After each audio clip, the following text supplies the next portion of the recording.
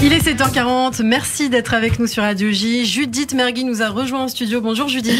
Bonjour à tous. Alors Ilana, aujourd'hui on va revenir sur un fait qui s'est produit il y a quelques jours en France. Un papa a entamé une grève de la faim devant le ministère de l'Enseignement supérieur. Pourquoi ? Son fils n'avait pas obtenu d'affectation pour commencer sa licence. Ah ouais, c'est quand même assez surprenant. Hein. Ah bah non. Comment vous croyez que moi j'ai eu ce poste chez Radio J? Ah bah ma famille a fait pareil. Mais ouais, non.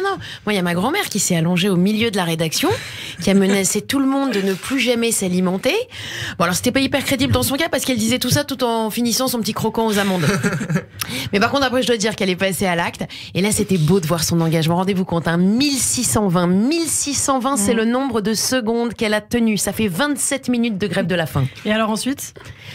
Bon, bah ensuite, ça a mal tourné. Voilà. Bah non, c'est vrai qu'à un moment, elle s'est mise à vaciller. Bon, sa sœur est arrivée en hurlant Leicester qui est rachitique.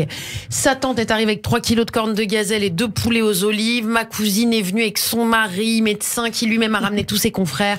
Bon, ils ont appelé un pharmacien, son rabbin, un orchestre. Et tout ça à la rédaction de Radio J.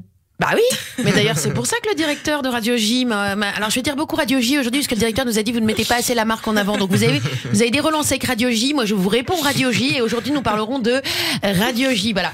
Alors à la base il aime pas du tout mon travail, mais c'est vrai que c'était le seul moyen pour lui de virer les 235 membres de ma famille qui foutaient le dawa dans sa rédac, le pauvre.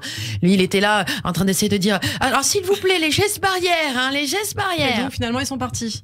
Oui, enfin bon, ça c'est après quand même que ma mamie, qui soi-disant inconsciente à ce moment-là, je vous le rappelle, ait quand même trouvé la force d'ouvrir un œil et de dire d'abord qu'ils mettent l'offre par écrit qu'ils mettent l'offre. Les paroles on connaît. Bon, ça a marché du coup pour vous cette technique. Ouais, sauf qu'entre-temps ma mamie a écouté l'émission et maintenant elle voudrait que je prenne votre place. Et ouais, Ilana, donc là elle menace de revenir. Je l'attends. Alors n'empêche, c'est ouais, c'est ça. Prenez des risques avec ma grand-mère, vous allez voir. Vous regretterez. Alors n'empêche, non, revenons.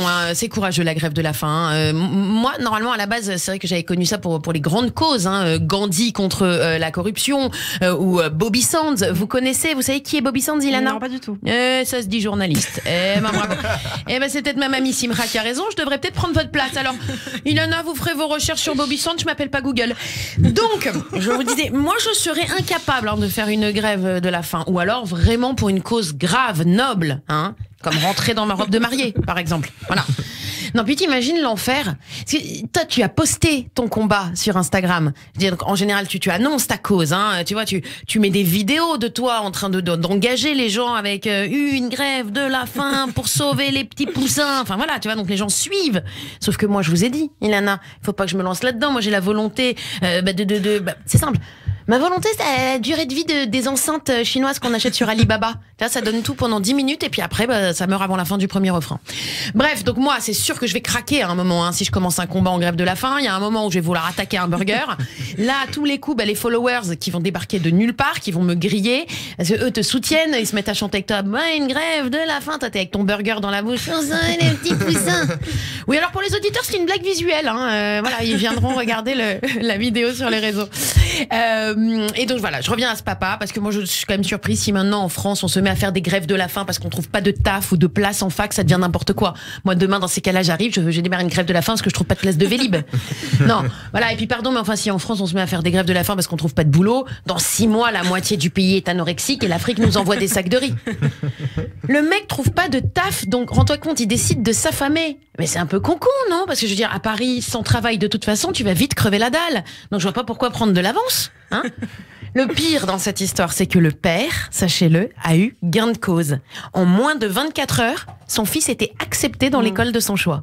Donc t'imagines, si maintenant on affecte les gamins selon combien de temps leurs familles tiennent sans manger, on verra plus aucun séfarade faire des études supérieures. Tu seras médecin, mon fils. Il faut faire quoi? Une grève de la faim? Ah non, alors reste à la maison, tu es très bien ici, voilà. Qu'est-ce que tu as besoin d'aller sauver des vies? Bon, en tout cas, Ilana, moi je dois filer. C'est pas tout ça, parce que tout ça, moi, ça m'a donné faim. Allez, bonne journée à tous. Merci Judith et bon appétit.